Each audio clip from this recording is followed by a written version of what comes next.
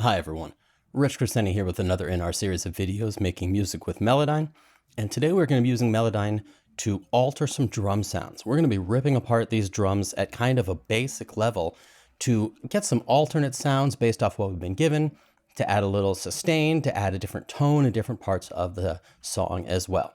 Everything we're doing today can be done inside Melodyne Assistant and higher. All right, so let's jump in and take a look. This is a song called Wasted Love by Atlas Engine here out of LA. Let's give it a listen.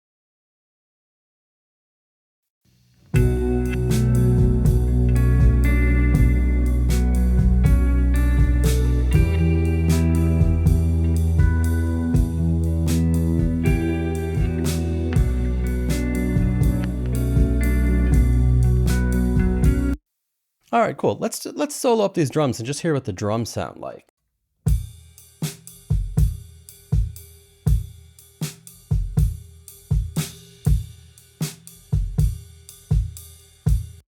Okay, cool. And for this track right here, I've noticed that we've only got this one room mic. Let's listen to that real quick.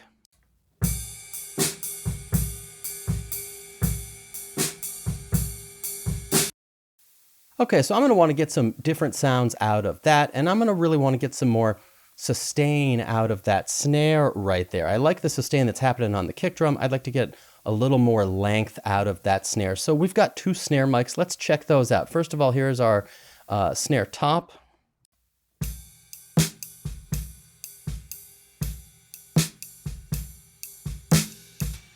And the snare bottom.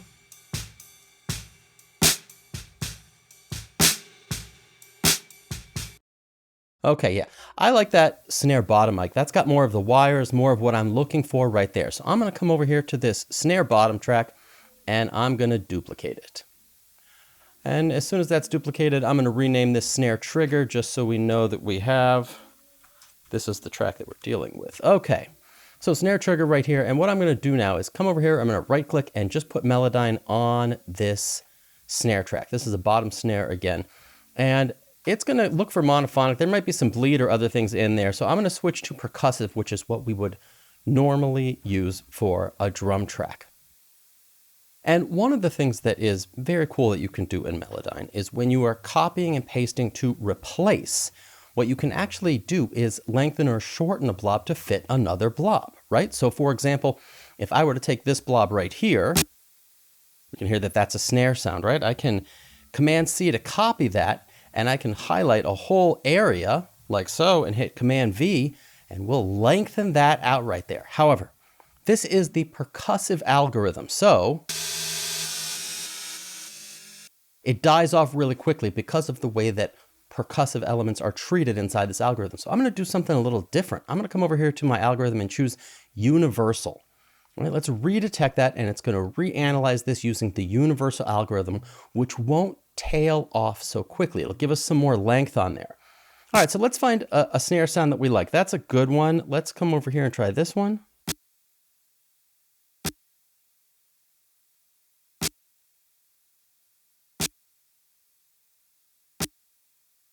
I think this first one.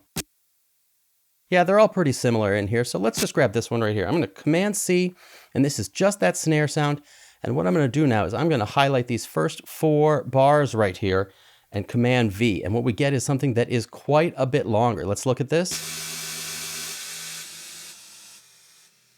Right, it's almost like a freeze, but it still has a decay. So we get some different tones at different times.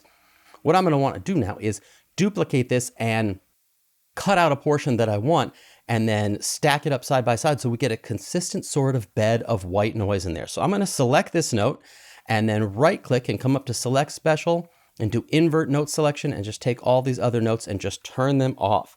And that's fine because all I want to do now is come over here to this track where Melodyne is on there, and I'm going to commit this. In Pro Tools, you can come over here and select it in the Elastic Audio window and select None, and I'm going to tell it to commit because what I want is to print that.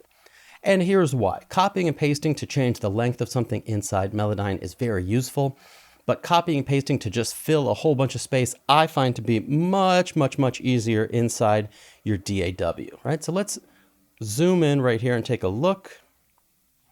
All right, let's do that. And let's listen to this track, this one just from the beginning right here. So we've got kind of like this little more metallic spot, and then a spot over here where it kind of turns more into white noise. Right, I like the white noise right there. Let's turn our grid on for a second and zoom in. Yeah, I like this one right here, right? So I'm gonna come up here, let's set this to bars and beats, and I'm gonna set this to 480 so that we get a half note right there. I'm gonna hit Command C, I'm gonna hit return, Command V, Command D to duplicate, and now Option R, which will ask me how many times I want to repeat this. So I don't know, let's say 400. And let's zoom out and see where we are. And we're going to want to Option R. And now because we've got all of these selected, I'm just going to do that 2 more times.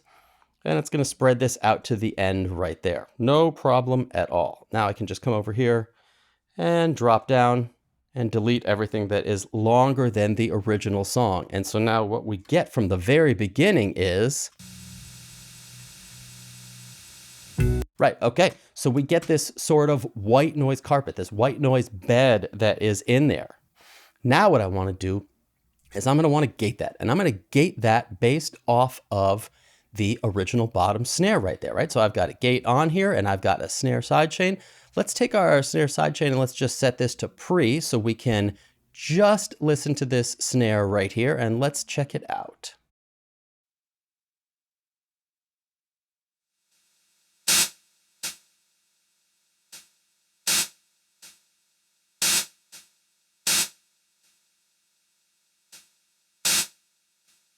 Okay, that's perfect, right? Now what I want to do is I want this off of pre because I want to get this based off of our regular snare right here. So let's listen to the original snare as well. Take this down to pre and let's check it out how it sits with the snare bottom and the snare top right here.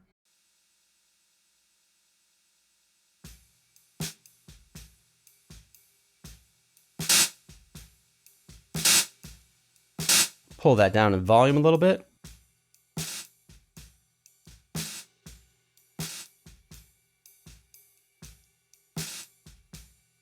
As you can hear, we're getting a lot more length out of this right here, right? So let's see how it fits in context of the song. And I'll make it a little bit louder at first, and then I'll tuck it into where I think it should sit.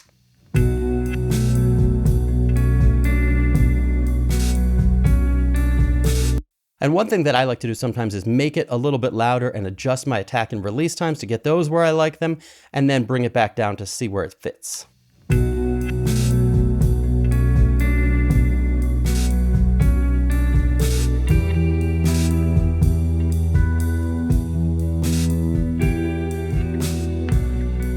Bring this down a little bit.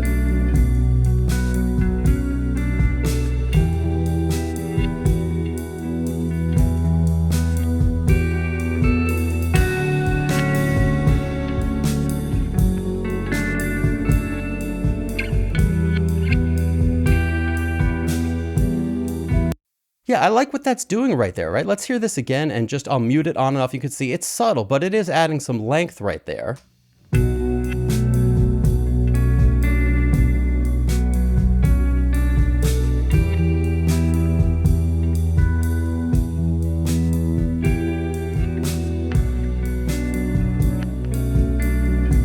Okay, cool. I like what that's done. And this is something that you can really push kind of as far as you want to in terms of creativity. You could do this for kick drums. You can do this for toms. As a matter of fact, what I've done down here is I've already done this on a couple of extra tracks. For example, right here, I did it on a snare that is from that PZM mic. So if I unmute this, right, what you'll now hear is this PZM trigger, right? Let's add this in and just bring this up and see how it sounds really loud, and then I'll tuck it back in.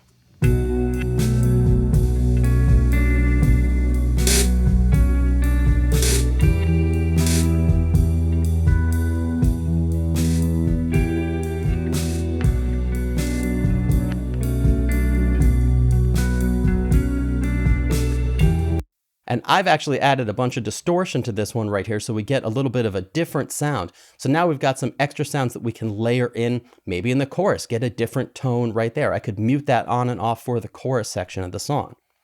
Now to show that we can even get some different sounds in there, what I've also done, right, is I've taken this, a crash, right, with the snare in it from that PZM track as well and duplicated that. So on its own, right, let's just hear that. Right, sounds kind of metallic and kind of weird. So we could use that with the snare, for example, by turning on this gate right here.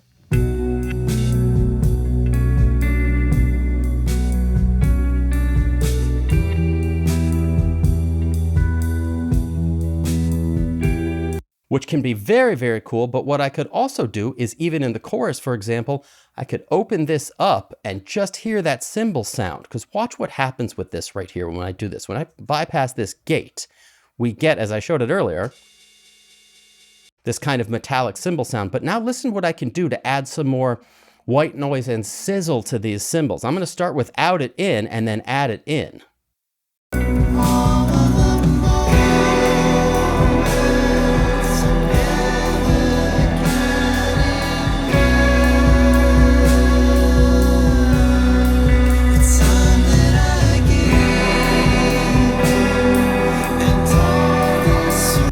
So you can see when that's muted right there, we're getting some nice ping off of the ride cymbal, but not that kind of like white noise cushion that I'm looking for. Let's hear this again.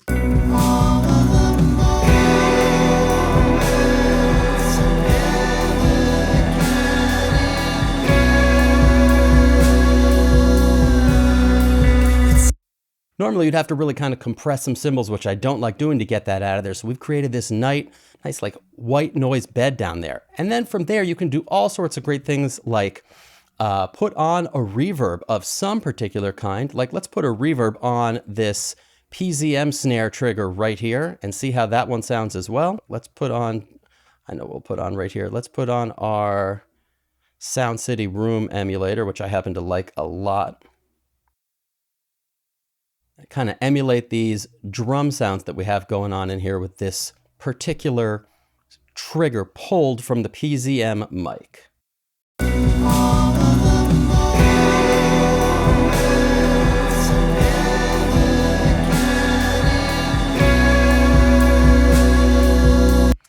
That's nice. I like what that adds. That adds a lot of depth by putting some reverb on that PZM mic, but just for that snare portion of it. Let's mute that and see how it kind of, the snare will get a little closer, a little more intimate, but we won't have any of that depth.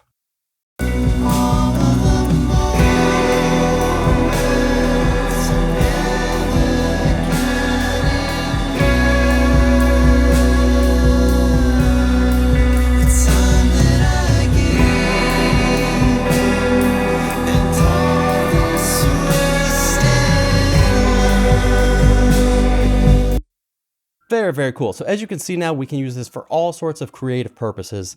It's a really fun way to mess around with some sounds. So be sure to like and comment and subscribe. Thanks a lot.